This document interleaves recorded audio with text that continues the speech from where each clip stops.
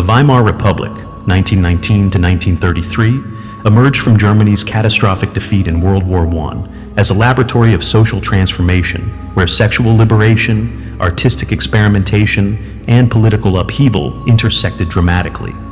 The nation's humiliation under the Treaty of Versailles, combined with hyperinflation and unemployment, created both desperation and a cultural reckoning that shattered traditional norms.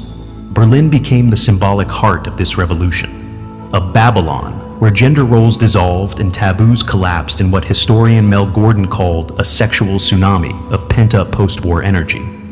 This sexual revolution manifested in multiple dimensions. The cabaret scene, exemplified by venues like the El Dorado and the Winter Garden, became stages for radical self-expression, where performers like Claire Waldorf openly celebrated lesbian relationships through song, while androgynous dancers blurred gender boundaries. Prostitution evolved into both an economic necessity during the inflation crisis, with some estimates suggesting 1 in 5 Berlin women engaged in sex work, and a political statement, as activists like Anita Berber and Magnus Hirschfeld fought to destigmatize sexuality. The 1927 prostitution law reforms represented one of Europe's most progressive approaches to sex work. The drug culture was equally revolutionary.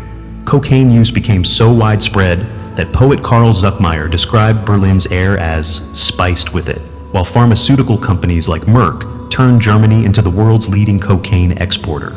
This hedonism found its ultimate symbol in dancer Anita Berber, whose performances incorporated nudity, BDSM, aesthetics, and public drug use, including her infamous consumption of ether-soaked rose petals. Beneath the glittering surface, tensions mounted. While Berlin developed Europe's most visible LGBTQ+ community, with over 100 gay bars and pioneering gender clinics, reactionary forces grew stronger. The Nazi Party weaponized cultural anxieties, portraying Weimar's liberalism as Jewish decadence in propaganda films like The Sins of the Cities. When the Great Depression hit in 1929, the fragile social contract collapsed, allowing the Nazis to position themselves as moral restorers. The Weimar era's legacy is profoundly contradictory. It demonstrated the possibility of extraordinary social progress.